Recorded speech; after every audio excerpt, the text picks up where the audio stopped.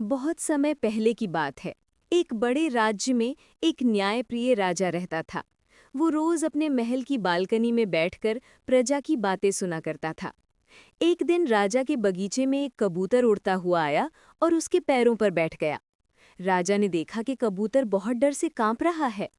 राजा ने धीरे से पूछा, हे छोटे पक्षी, तुम इतना डरे हुए क्यों हो? कबूतर बोला, महाराज कृपया मुझे बचाइए, एक बाज मेरा पीछा कर रहा है। अगर आप मुझे शरण नहीं देंगे तो वो मुझे खा जाएगा। राजा को कबूतर पर दया आ गई। उन्होंने तुरंत अपनी बाहें फैला दी और कबूतर को अपनी गोद में छिपा लिया।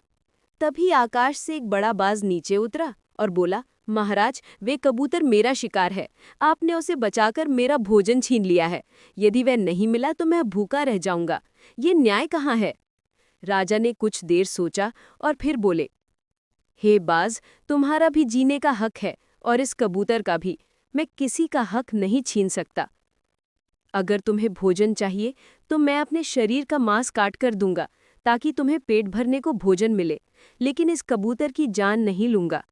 बाज राजा की ये बात सुनकर आश्चर्यचकित हो गया। उसने कहा, महाराज आपने करुणा और त्याग का सबसे बड़ा उदाहरण दिया है। मैं वास्तव में कोई बाज नहीं बल्कि देवता हूँ जो आपकी परीक्षा लेने आया था। ये कहकर बाज ने अपना रूप बदल लिया और आकाश में विलीन हो गया। कबूतर भी राजा को प्रणाम कर उड़ गया।